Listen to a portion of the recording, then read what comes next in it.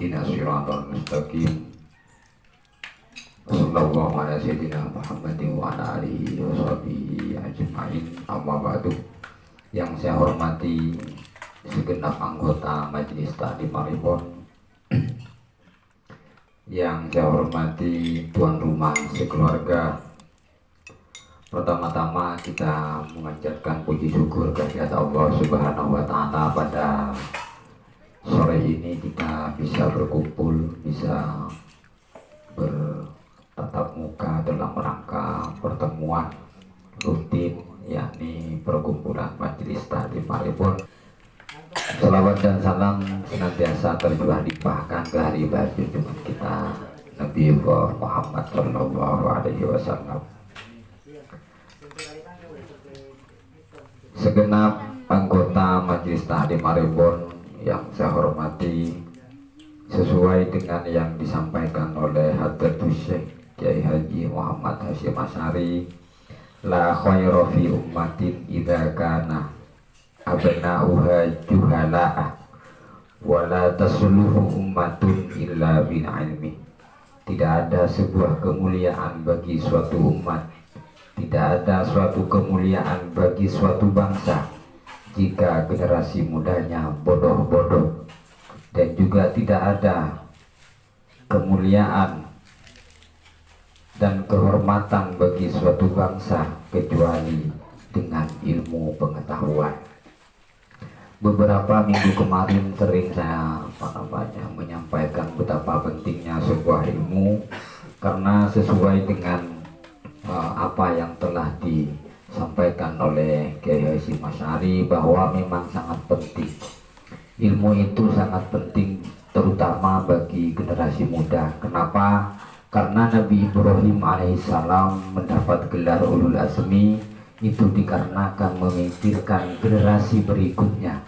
Setelah Nabi Ibrahim alaihissalam bertemu dengan Allah, berjumpa dengan Allah, Nabi Ibrahim langsung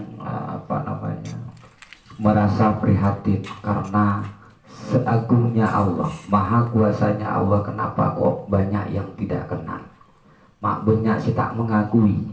Kalau saya ambil contoh seperti halnya mun tak kenal ke presiden, contohnya presiden ini contoh kecilnya, sangat disayangkan. Kalau orang Indonesia tidak kenal kepada presidennya sangat disayangkan. Begitu juga sebaliknya, kita sebagai umatnya Nabi Muhammad, sebagai makhluknya Allah Subhanahu wa Ta'ala, tidak kenal kepada Allah sangat disayangkan karena betapa agungnya. Oleh karenanya Nabi Ibrahim memohon kepada Allah, berdoa kepada Allah agar supaya firman-firmannya atau kalimat-kalimatnya Allah itu selalu dikumandangkan selamanya. Jadi berawal dari mana? Berawal dari generasi atau generasi pemuda-pemudanya. Oleh karenanya perkumpulan Majelis Taklim ini sampai kapanpun kita harus selalu hadir, ya, usahakan selalu hadir selama ada di kampung Bedeneng ini sangat ciri-ciri, ya. Jadi ilmu itu bisa ada kalanya dengan cara kita mendengar, ada kalanya dengan cara kita menulis, ada kalanya dengan cara kita mempraktekkan. Jadi banyak cara untuk kita mendapatkan sebuah ilmu.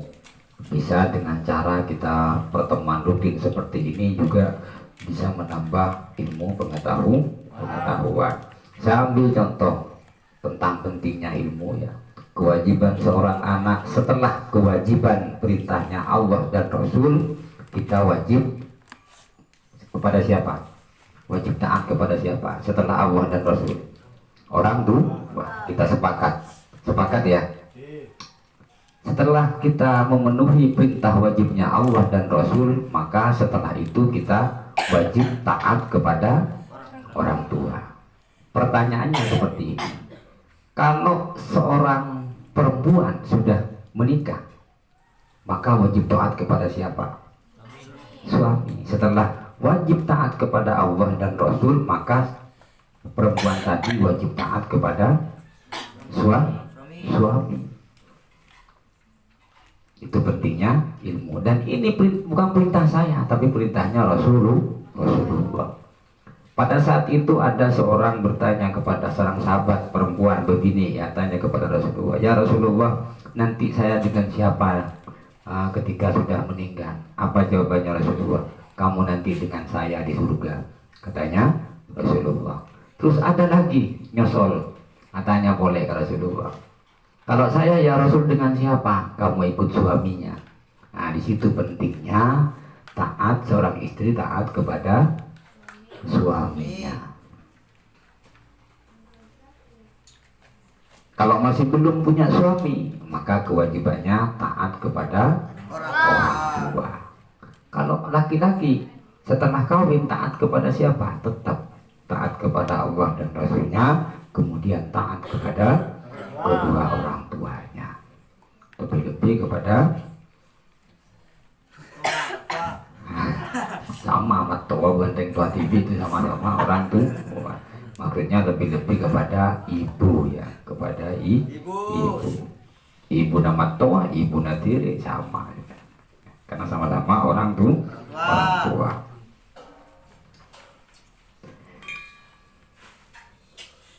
Jamaah Majelis Taklim yang saya hormati, dengan mengutip apa yang disampaikan oleh Kiai Hasyim Asy'ari, maka sangatlah penting, ilmu itu sangatlah penting, karena urutannya meskipun akhlaknya baik, ibadahnya baik, muntandi ilmu percuma. Jadi pertama, yang paling utama adalah ilmu, setelah itu baru ibadah, setelah ibadah baru akhlak atau tingkah laku. Ini meskipun penting ibadah, tapi tadi ilmu percuma. Bukan percuma bukan nggak ada efeknya, ada efeknya, cuman beda dengan yang mempunyai ilmu. Contoh ya Allah, kita berdoa kepada Allah. Saya ini sudah berdoa berkali-kali, bojim pasang bojim 5 waktu sholat malam, matanya tarik mati datang doa. Ini kalau ahli ibadah. Tapi kalau ulama tidak seperti itu. Di saat doa kita diterima oleh Allah, maka orang yang mempunyai ilmu atau seorang ulama itu beranggapan itu merupakan sifat Rahman Rahimnya Allah.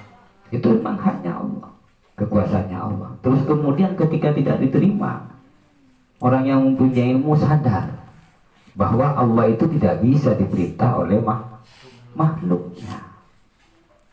Tapi kalau tidak mempunyai ilmu, hanya mengandalkan ibadahnya, pasti komplain kepada Allah Subhanahu wa ta'ala. Padahal engkau ya Allah memerintahkan ud'uuni istajib lakum, disuruh berdoa. Padahal saya sudah berdoa para 5 tahun, hampir 5 tahun katanya ini, ya, komplain kepada Allah Subhanahu. Dia tidak sadar bahwa Allah juga mempunyai sifat ya Qahar, kemudian ya Jabbar. Itu merupakan bentuk mempublikasikan, bentuk publikasinya Allah kepada makhluknya. Saya yang kuasa, katanya Allah. Tidak harus dipenuhi, doa yang kita ajukan tidak harus dipenuhi. Kemudian ketika dipenuhi doa kita oleh Allah, kita harus menyadari bahwa itu merupakan bagian dari sifat Rahman Rahimnya Allah, Maha Pengasih dan Maha Penyayangnya Allah Subhanahu wa ta'ala. Nah, saya cukupkan sampai di situ. Kalau ada pertanyaan bisa di sesi berikutnya. Wallahul muwaffiq ila aqwamit thoriq. Wassalamualaikum warahmatullahi wabarakatuh.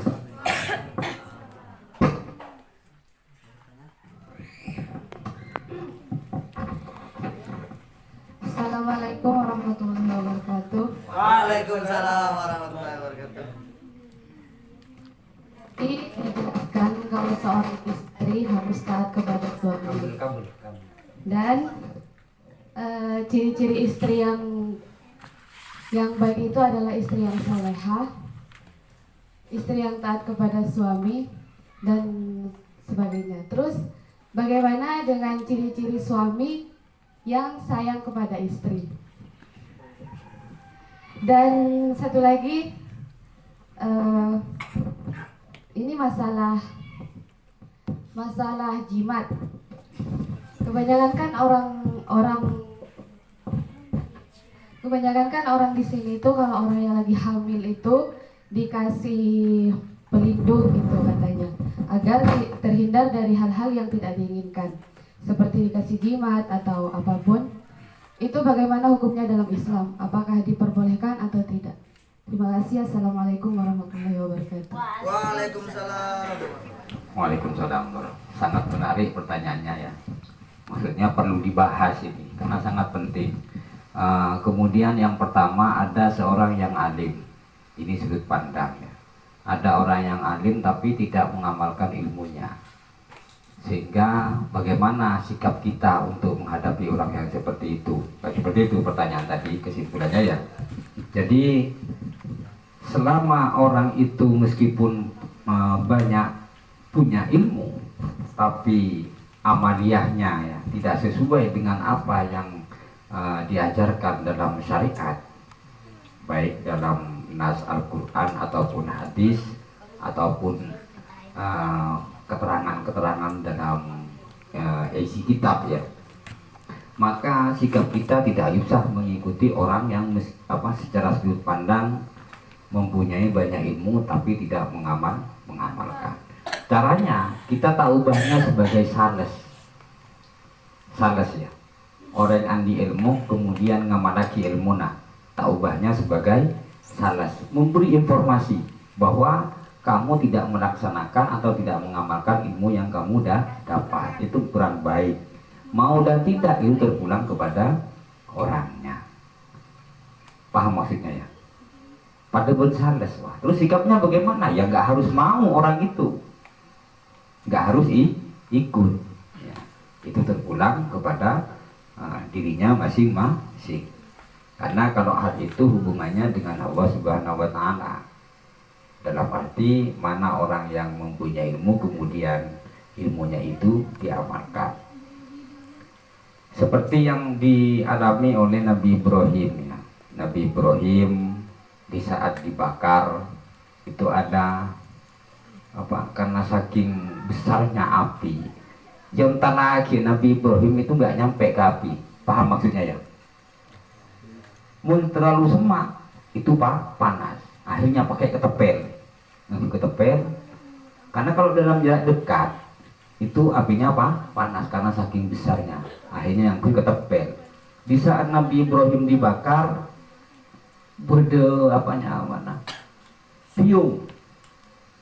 piung ngangko aing dari telaga, ngangko aing depak kasih Nabi Ibrahim disempurake.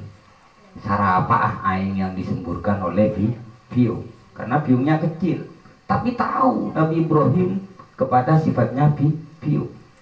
Piung itu menyadari aing seege menderita takeh tidak mungkin bisa memadamkan api yang membakar Nabi Ibrahim. Begitu juga Nabi Ibrahim, beliau menyadari. Tapi dengan seperti itu piung tadi punya itikad baik. Paham maksudnya ya? Andi itikad baik. Beda hanya dengan cek-cek, mencek-cek neok serop ya. Tapi meskipun nyerok tak mungkin kan memadamkan api. Nabi Ibrahim tahu kalau cek-cek itu hanya memanas-manasi, itikadnya memanas-manasi. Bisa dipaham? Nah, jadi cara menyampaikan, cara menegur bagi kepada orang yang mungkin ilmunya lebih banyak dari kita, ya hanya sebatas menyampaikan, mau dan tidak itu terpulang kepada orangnya. Tidak harus dipaksa orang itu ya, tidak harus dipaksa. Bang kotu melir ya, pada buat yang ngaco dan salas ya, bang muntah melir ya, nggak bisa seperti itu ya, terpulang kepada orangnya. Kemudian yang kedua, pertanyaan yang kedua tentang ilmu dan akhlak, bahwa Rasulullah diutus makariman, menyempurnakan akhlak tanpa didasari dengan ilmu ya tetap tidak tahu. Makanya yang paling utama ilmu dulu, baru tahu kalau itu akhlak. Mama jangan ajar akhlak kalau nggak punya ilmu ya. Jadi tetap yang paling utama adalah akhlak, kemudian ibadah dan tingkah Nah, yang paling utama ilmu, kemudian ibadah dan tingkah laku. Karena kalau urusan tingkah laku ada akhlak kepada Allah, akhlak kepada guru, akhlak kepada orang tua, akhlak kepada sesama makhluknya Allah. Seperti itu. Tetap yang paling utama adalah ilmu dulu. Ilmu dulu baru. Kenapa kok Rasulullah diutus makariman akhlak? Karena orang Arab itu kejam-kejam ya. Itu penting kejuara. Kalau orang sini mulai kecil lahir sudah dididik mengenal kepada Allah. Tapi kalau orang Arab tidak seperti itu. Mereka nggak kenal kepada Allah. Nyemplok apa? Tuh. Nyemplok apa? Tuh. Ini berlanjut dengan pertanyaan Suhartini tadi tentang keyakinan. Ada hubungannya dengan pertanyaan Suhartini. Gimana kalau percaya dengan simat? Tak ubahnya nyemplok apa? Kapatu. Jadi tadi. Waktu Nabi Ibrahim, kelanjutan dari tadi ya, ketemu dengan Allah sangat menyayangkan. Kenapa kok tidak mentuhankan Allah? Wong alam semesta beserta isinya ini adalah Allah yang menciptakan. Akhirnya apa? Dilampiaskan ke patung-patung yang ada di Ka'bah sana. Dulu di Ka'bah itu punya patung. Pak biar kalau Nabi Ibrahim ngangkui papak. Tak korek kapi. Akhirnya apa kayak kalau kaki kah? Berhala yang paling besar. Ternyata keesokan harinya ada raja penguasa. Pak kompor kapi, siapa sih nganjore patung-patung nih? Jangan sih penguasa si raja. Jadi TV tuh. Pak kompor. Akhirnya Nabi Ibrahim saya panggil. Ibrahim jadinya. Ketika ditanya kepada Nabi Ibrahim, Baan Ibrahim sing ngancari patung-patung dia. Sing atas sana dan coba apa lagi? Siapa sing neki ke apakah? Nah ternyata si neki ke apakah dia patung si paling raja. Akhirnya coba tanya lagi ke patung aja dah. Nah si Nabi Ibrahim. Tanya lagi ke patung tak bisa acak. Tak bisa acak-acak patung lah. Masa apa patung tak bisa caca? Ya kebaik Tuhan atau kebaik sembah. Masa patung tak denger ya kebaik Tuhan atau kebaik pangeran? Ternyata ada di salah satu dari pejabat pemerintah di saat itu ya. Ngucapkan Rajana Ibrahim ngalenyep. Ngalenyep tak narema dengan statementnya Nabi Ibrahim. Padahal itu benar. Yang namanya patung tidak mungkin bisa ngapa-ngapain ya. Yang bisa hanya Allah Subhanahu wa Ta'ala. Dan ini pentingnya sebuah keyakinan, pentingnya tauhid. Sampai di mana kualitas tauhid kita, keyakinan kita kepada Allah Subhanahu wa Ta'ala. Jangan sampai kita cenderung atau condong kepada barang. Jangan menuhankan barang. Jangan menuhankan seandainya dulu di Mekah itu ya, di Mekah sebelum Nabi Ibrahim diutus di membangun Ka'bah, itu semuanya menuhankan uang, menuhankan jabatan. Oh, jadi kejaru tidak seperti itu ya. Tidak menuhankan pekerjaan, tidak menuhankan uang, tidak menuhankan jabatan, apalagi menuhankan jimat. Dari situ pentingnya sebuah tauhid, sebuah akidah seperti itu. Kita harus sadar bahwa yang ngatur rezeki itu semuanya adalah Allah. Kita usah mikir rezeki lah. Mikir di siapa sih yang ya Allah Subhanahu wa Ta'ala. Kapan waktunya kita ikhtiar ya usaha. Waktunya udah ikhtiar ya kita usaha. Terus berapa nilai nominal yang dikasih oleh Allah rezekinya itu sudah kehendaknya Allah Subhanahu wa Ta'ala. Nggak bisa dihitung 1 tambah 1 berapa? Ya nggak bisa dihitung pakai matematika. 1 tambah 1 itu 2 menurut kita. Tapi kalau Allah menjawab 11 bisa jadi kan ya. Kita bekerja 1 hari dapat rezeki 11 hari, itu kehendaknya Allah. Atau kita kerja sehari sama 1 tambah 1 bisa jadi 0 ya. Kadang nggak dapat seperti itu. Kadang dapat, kadang enggak. Nah, terus kemudian lanjut kepada suaminya. Suami. Ada dua pertanyaan terakhir. Nah, ya atau terakhir ya di Budi Diki jawab. Nah, sekarang kepada suami. Kategori istri yang taat kepada suami adalah istri yang soleha. Pertanyaannya, ciri-cirinya suami yang soleh seperti apa? Ciri-ciri dari suami yang soleh itu mengarahkan atau membimbing, mengimami istrinya ke jalan yang Benar. yang nyerang-nyerang ya. Jadi sehingga dibahasakan serong-serong, bukan itu ya. Itu kategorinya tidak soleh. Makna dari soleh itu siapapun yang berbuat baik, itu kategorinya sudah orang soleh. Jadi suami yang kategori yang seperti itu mengajak kebaikan, mengajak ke hal yang baik, itu ciri-cirinya suami yang soleh. Ya mun isoro tak bener ya bukan suami yang soleh, tapi tidak masuk pada kategori itu. Terus kemudian Islamnya ya tetap Islam. Nah di sini pentingnya sebuah organisasi. Pentingnya sebuah organisasi, ada organisasi Khawarij, ada Mu'tazilah, ada Ahlus Sunnah, ada yang Ahlus Sunnah wal Jamaah. Benih cuman songkok ben kenam fina Nahdlatul Ulama, tapi paham kemana arah akidahnya Ahlus Sunnah wal Jamaah. Contoh, saya ambil contoh ya. Orang yang mempunyai keimanan kemudian melakukan maksiat, ini kalau Khawarij langsung divonis neraka, kelam neraka, tak kerongke. Kalau Mu'tazilah yang ke benih Islam. Tapi kalau Ahlus Sunnah wal Jamaah, tetap orang itu selama melekat dalam hatinya kalimat la ilaha illallah, tetap dihukumi orang Islam. Terus konsekuensi dia berbuat maksiat itu beda. Proses kian yobar kian neraka, baru setelah itu diangkat dari Allah. Itu bedanya ya. Sama-sama Islam ini, Khawarij Islam, Mu'tazilah Islam, Ahlus Sunnah wal Jamaah juga Islam. Cuman cara pandang, sudut pandang, cara memahami itu beda. Beda-beda seperti itu ya. Terus ketika suami mengajak serong, ya tetap Islam, tetap suaminya. Tapi itu akan ada konsekuensi ketika malai bini tak bener.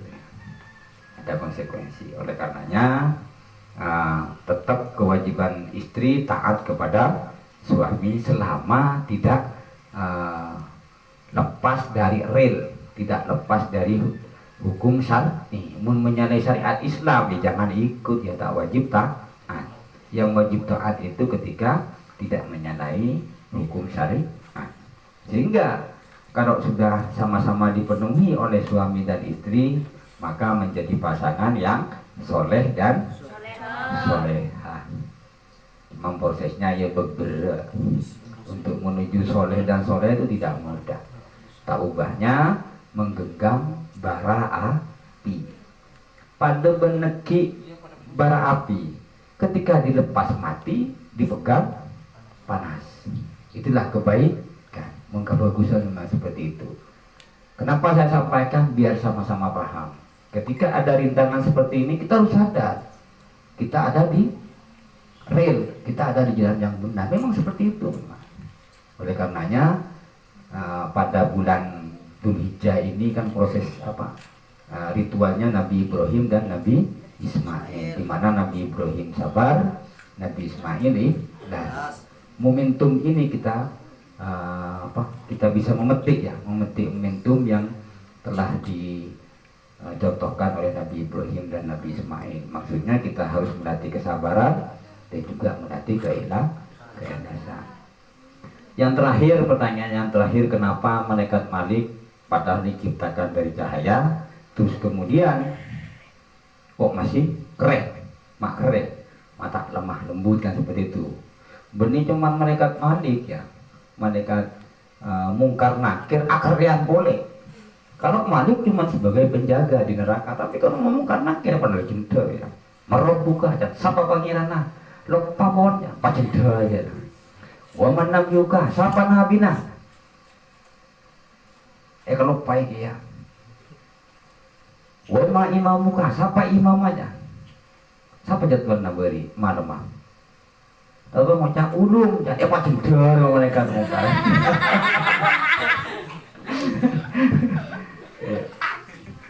Akhirnya malaikat mati.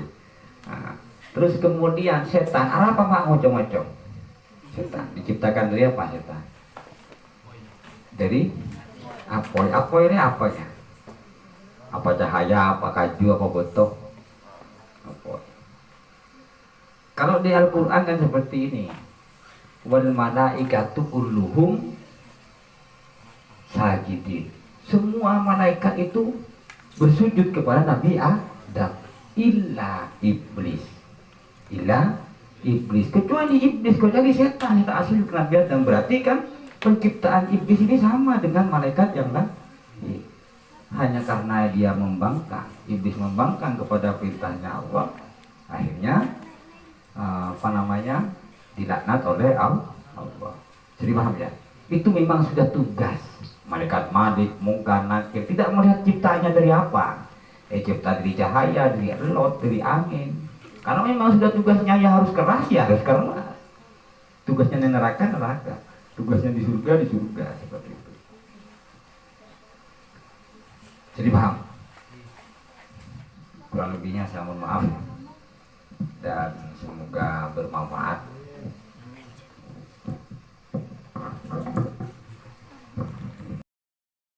Hmm.